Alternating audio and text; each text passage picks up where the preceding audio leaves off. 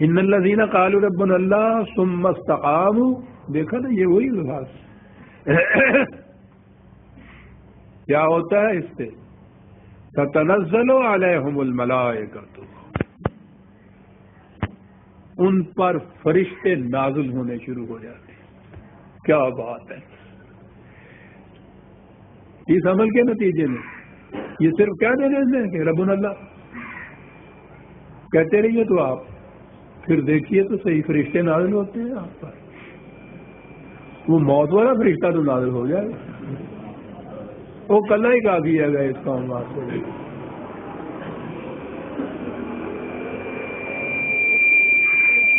تتنزل علیہم الملائکۃ، کیا بات ہے! یہ مقام ہے مومن. لیکن وہ مومن ہے کہ جو رزق کے سرچشموں کو انسانوں کے ہاتھوں سے چھین کے خدا کے ہاتھ میں دیتا ہے، اس پر ملائکہ کا نزول ہوتا ہے. کیا کرتے ہیں ملائکہ آ کے اس کے لیے؟ یہ نہیں ہوتے کہ یہ بیٹھے رہتے ہیں اور ملائکہ تلواریں چلا کے دشمنوں کا قتل کرتے رہتے ہیں، بالکل نہیں. وہ کیا کہتے ہیں؟ اللہ تخافوا ولا تحزنوا. دیکھا وہی الفاظ، لا خوف علیہم ولا هم یحزنون وہاں تھا نا. ملائکہ آ کے یہ کیفیت پیدا کرتے ہیں ان کے اندر، ایک نفسیاتی تغیر پیدا کرتے ہیں جس سے ان کو یہ یقین ہوتا ہے کہ کوئی بیرونی خطرہ بھی نہیں ہے، کوئی اندرونی افسردگی بھی نہیں ہے، حزن نہیں ہے. اور عجیب بات ہے یہ الفاظ کی، پھر میں عرض کروں گا. عربوں کے ہاں حزن کے معنی یہ تھے دل گرفتگی، افسردگی، لیکن وہ استعمال کرتے تھے اس طرح سے کہ دن بار باہر مزدور گیا ہو مزدوری کرنے کے لیے، اسے معلوم ہو کہ گھر میں رات کے کھانے کے لیے بچوں کے پاس کچھ نہیں، مزدوری وہاں اسے ملے نہیں اور کوئی چیز کھانے کو ملے نہیں. وہ جس انداز سے آتا تھا نا واپس گھر میں، عرب اس کے لیے حزن کا لفظ استعمال کرتے تھے. وہی پھر ربوبیت کی بات آ جاتی ہے اس کے اندر، وہی رزق کا سوال آ جاتا ہے اندر. اور میں سمجھتا ہوں کہ حزن کی اس سے زیادہ بین اور تجوید دی نہیں جا سکتی.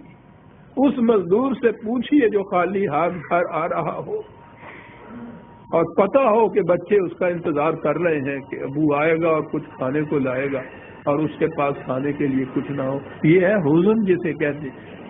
ملائکہ ان کے ان سے کہتے ہیں اللہ تخافوا ولا تحزنوا وابشروا بالجنۃ التی کنتم توعدون. بشارت دیتے ہیں ان کو اس جنتی معاشرے کی کہ جس کا وعدہ تمہارے خدا نے تمہارے ساتھ کیا تھا.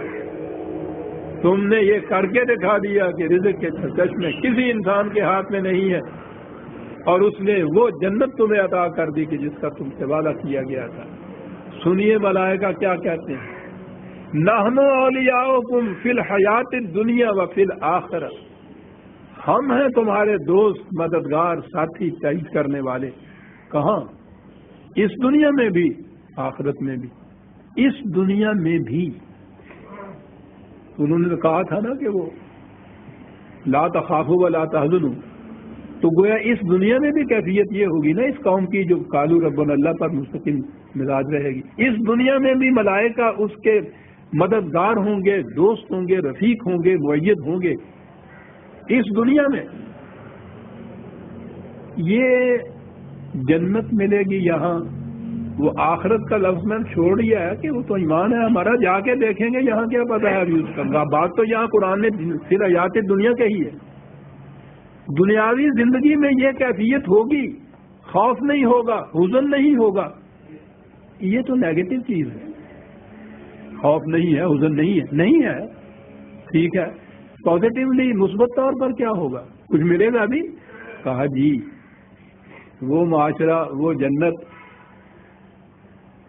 اس میں ہوگا کہ عزیزان من غور طلب چیز ہے کہ اس سے آگے کچھ اور بھی انسان مانگ سکتا ہے. وَلَكُمْ فِيهَا مَا تَشْتَهِي أَنفُسُكُمْ وَلَكُمْ فِيهَا مَا تَدَّعُونَ. اس جنتی معاشرے کے اندر جو چاہو گے ہوگا، جو مانگو گے ملے گا. اللہ اکبر. جامعیت کا کمال ہے عزیزان من دو لفظوں کے اندر.